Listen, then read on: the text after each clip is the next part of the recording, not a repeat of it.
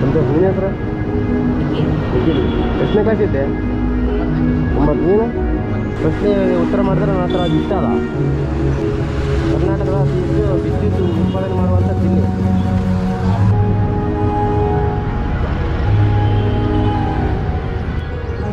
ಸಂದೇಶ ಪರವಾಗಿಲ್ಲ, ನೀವು ಟ್ರೈ ಮಾಡಿದಲ್ಲ ಆಯ್ತು.